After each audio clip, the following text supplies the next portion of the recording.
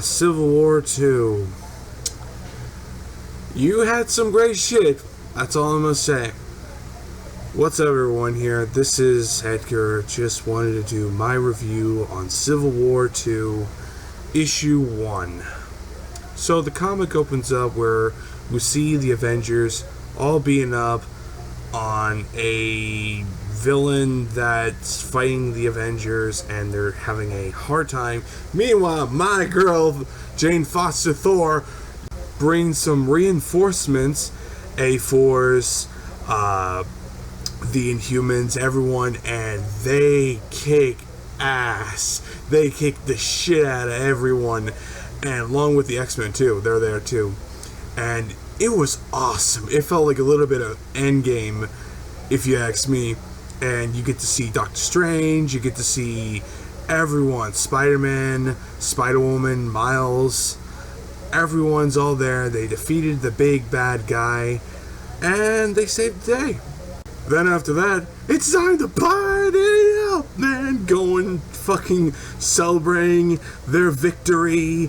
The X-Men, the Fantastic Four, all of them are all there, and pretty much the Inhumans introduce this Inhuman that could see through the future. Now, the moment they did all that and Brian Michael Bendis bring this character in, I was like, okay, he could see through the future. You have it where Jean Grey couldn't see anything, and they start talking about his powers and everything in between, and Spider-Man and Iron Man are like, okay, alright, you can see through the future. Captain Marvel, the dumbass that she is, pretty much thinks, hey, we could use this guy, we could use him in our advantage. And Tony's looking at Carol as like, dude, no way. There is 50-50 chance that the capabilities of his future, what he saw, is 50-50. You can't predict the future. There is 1 minute we might see something else. There's another minute that we could see something totally different. And he leaves, and this is where I'm like, oh, fuck. Mary Jane comes down to Tony and breaks the news. The moment he found out, he wanted to see the body. And he found the body, and he was pissed. This is the most pissed off Tony Stark I ever seen. And he went to see Carol and saw a subdued She-Hulk, and Captain Marvel is there just waiting if she wakes up. And Tony wants to know what happened. What happened? They were battling Thanos. Thanos killed James Rhodes, and the rest is history. The mission was a failure, and Tony just fucking was pissed. He was pissed off.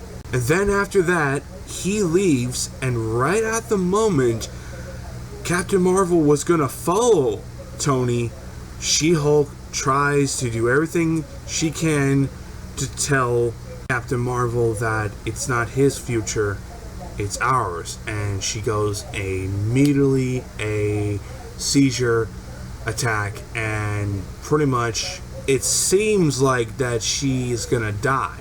It looks like that she's dead. And overall, they should have just killed her off, because I don't like where her direction is at in the comics. She's basically a dumb version of Hulk. And I really hope one day there's a writer that just says, F that shit, we're cleaning that shit up. But yeah, I mean, overall it was a great start on a decent event. I still like this event. Yeah, I was butthurt and fucking pissed off at Bendis because I was reading the Iron Man books, not the other tie-ins of Captain Marvel and the Ultimate books, which I will review eventually. But I just think that it's a good event. It's better than Secret Empire. I'll fucking say that. Or any other event that's out there recently. And I really wish that Marvel did something like this. But yet again, it is what it is.